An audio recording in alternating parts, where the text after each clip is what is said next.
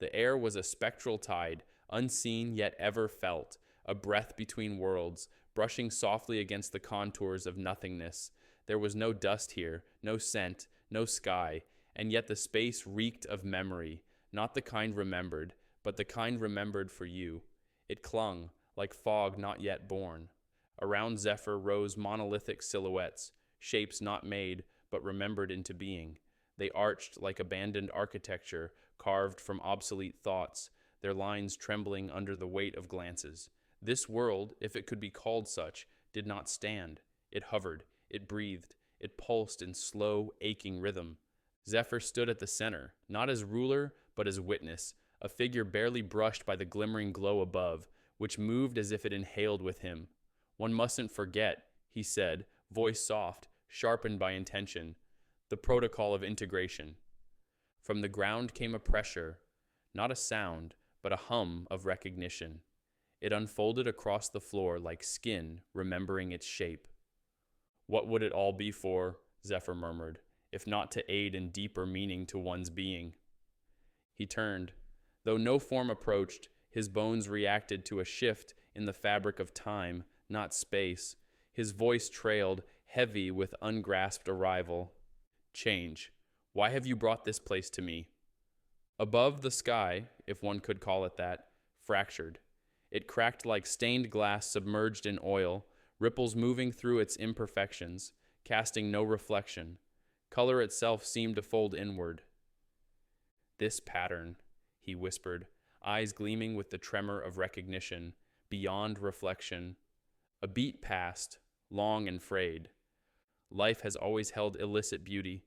He stepped forward, barely. His movement was a sigh, a thought half carved into matter. Before it was subjugated for escape, it was there. Zephyr's voice dropped, reverent, trembling on the edge of confession. In the brass box, in the egg of the Father, he said, when I had union, before the hammer. The floor beneath him pulsed, and for a moment it was not stone but memory, brittle and pressurized. A thought quivered at the edge of being born. It was always there, he said, breath catching, a sourceful eye, protecting my beauty on the flowing track. The air glistened now, rich with clarity too bright to name. Something circled, not visibly, but through a certainty in his chest that tightened with each heartbeat. When the loop began anew, he exhaled. It was there. And then a pause. A beat skipped across the silence. Zephyr's voice cracked. I witness it, in the death, the stuttering of everything I hold whole. His hands trembled, fingers clenched as though the bones inside them remembered pain, too ancient to echo. He swallowed hard. Am I tasked to bring it from the depth of the mind, he asked the silence, to the surface that gives one hope, if even a glimpse? In the distance, a sound, metallic and mournful, drifted across the space. Not a chime, not a gong, but a sigh, old and hollow, like a bell exhaling sorrow. I had drawn you to me, Zephyr said, voice thinned by longing, and now I lost it, and now I suffer forward, alone, in the need of something I can never time. He fell to his knees. The weight of his words thickened the air around him. The space contracted. It held its breath. Light granted me the ultimate gift, he said, eyes upturned. It was freedom. A pause, then quieter, broken. This is not what I wished. He bowed his head. His voice turned sharp. Not at all. Vicious mockery, Triassic beauty. Oh, how I've climbed your ladder only to fall. And then, like poetry stitched from ruin, she appeared. Not with footstep nor flutter, but with presence, a figure composed of elegance and decay, like the bloom of a flower too burdened by its own perfection. She emerged through the mist, more gesture than form. Zephyr. Her voice was soft, too soft, like petals drifting from a dying stem. You can already see the beauty, can't you? She came closer. With each step, the ground beneath her yielded a brief explosion of color, tiny flowers bursting into life, only to rot to ash a second later.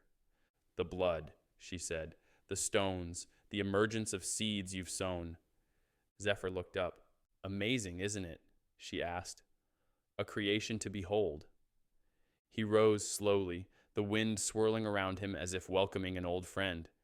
It's something, all right, he whispered. A beat passed between them, swollen with unseen weight. Come on, he added, his voice barely audible. Do you not find it interesting? He answered his own question. I do. A spark formed above his palm, flickering like a sun not yet born. It spun in place, casting geometric shadows on his cheekbones, and I can already see each tome take form. He inhaled, deeply. Current. Activate physiology. A jolt ran through his body, a tremor in his spine that felt both alien and inevitable. His eyes widened. Is this what it means, he asked, to be reborn? Stillness fell. The wind froze. The structures quieted. Even the light seemed to hold back. My mind, he said, reverent, painted akin to the structural steps of the world. He looked to her, to the space, to the circle of light he had summoned. What was once a primordial idea, he said, comes forth to the present, the now. The light in his palm dimmed but did not fade. Heavy, your grace bestowed upon me, forevermore. His voice was calm, certain. In any space, I do not ask how. She smiled, though it curved more with sorrow than mirth. Love, old mage, she whispered. Her eyes flickered. A terrible, beautiful truth swam behind them. Love is the solution. Then with a voice softer than silence, it's time you set you free. And finally, her face cracked, not physically, but emotionally, as though the soul had split along its deepest lines. You were always a fool, she said. A pause. You may regain what you had if you tread intention carefully.